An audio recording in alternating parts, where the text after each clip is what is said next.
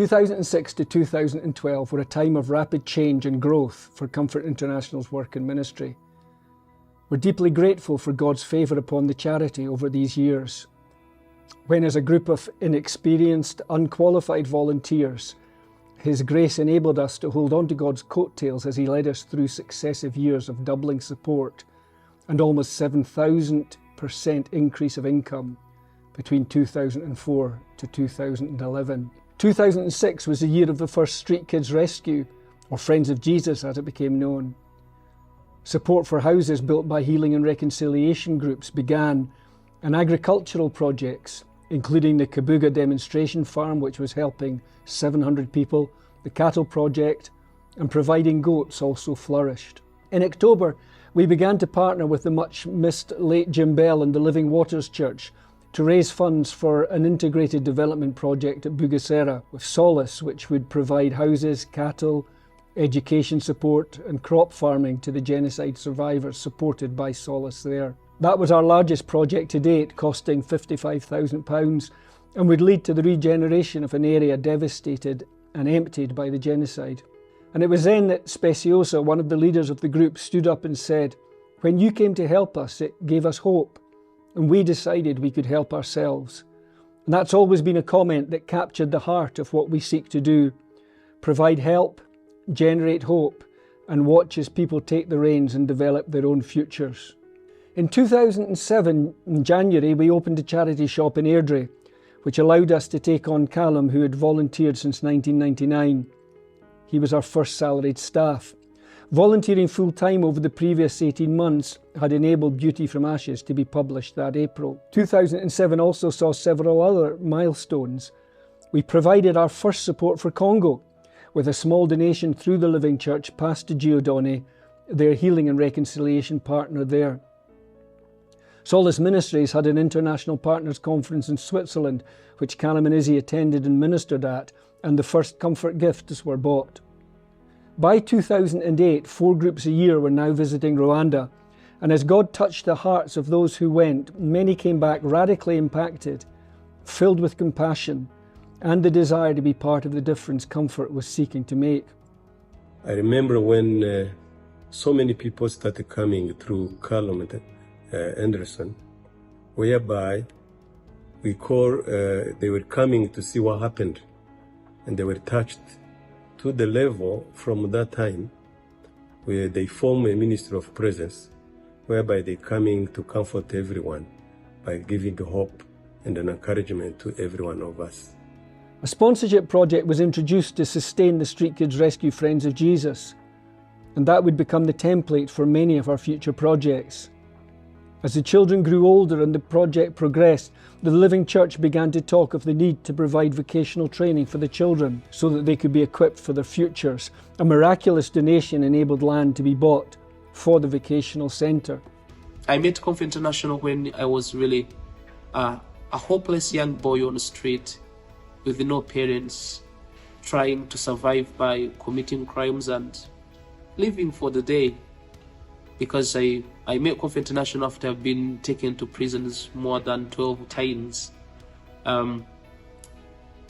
Because that was all I had.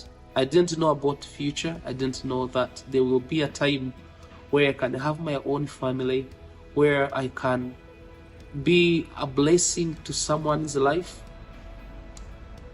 But Comfort International supported me to go to school and access basic needs, life skills, and today I'm very happy to say that I have been really hugely impacted by the support and connection with the Comfort International.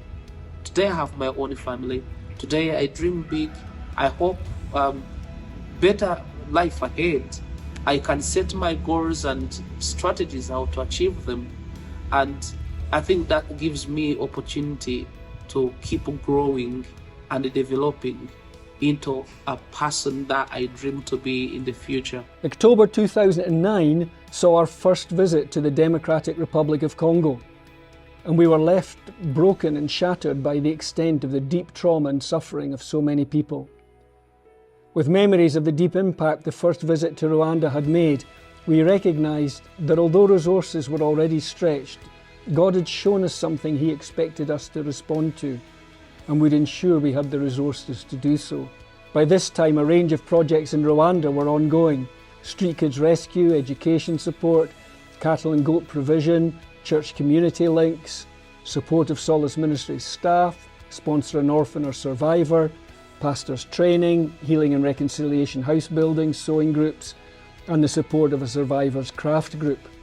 Although the charity had been formed in 1999, we celebrated the 10-year anniversary of the charity registration in 2010 and held a ceilidh at which our dear partner Ndahigwa Paul attended. We continued to work closely with the Living Church, building classrooms and supporting over 50 children to go to school at Gakigati. Another 2 milestones were reached in 2010. The pastor's training was accredited by the International Christian College, giving us a more formal but still theological, practical ministry and character-based training program.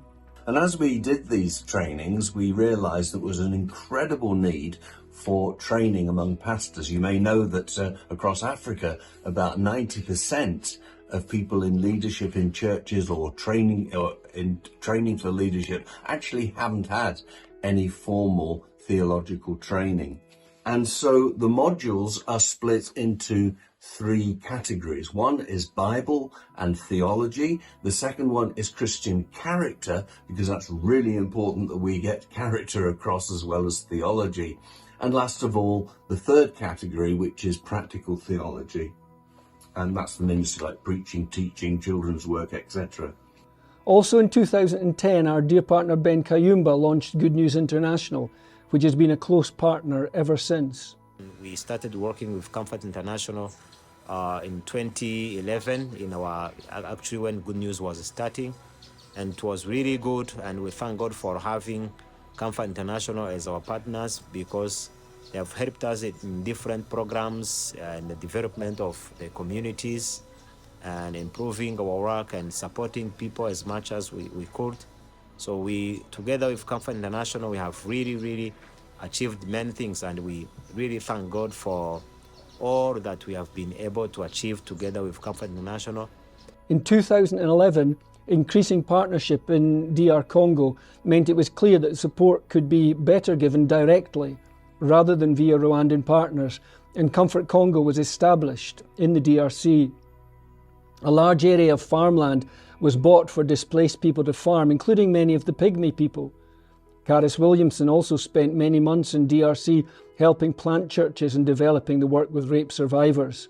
Although our focus is always on the partners and projects, the need for a supporting infrastructure is also important. And in 2011, we opened the Cumbernauld Charity Shop and received a grant to buy a bus for the many trips taking place, which was 6 in 2011. Nevertheless, projects in Rwanda remained in focus, and a well at Gakigati, beekeeping, sowing, pineapple fields were established. By now, the Solace Ministries Sponsor an Orphan or Survivor programme had 99 sponsored survivors and 16 students supported at university. 2012 saw a partnership begin with the Church of Scotland Guild to build 100 homes for the healing and reconciliation groups, in partnership with Ndahigwa Paul and the Pilgrim Centre for Reconciliation. That would be our biggest project yet, and lead us to speaking engagements with so many wonderful guild groups throughout the country. The Street Kids Rescue Project now had over 80 children, and the building of the VTC, the Vocational Training Centre, later to become ITVET, the Ihumuri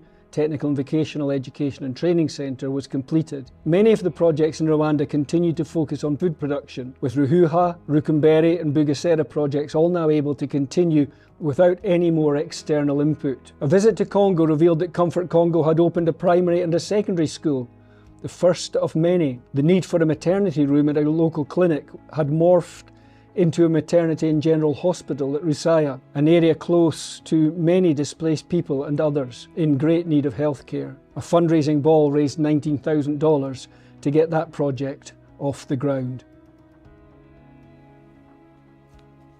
Comfort International is celebrating 25 years of ministry in some of the poorest countries in Africa. Thank you for joining us on this journey.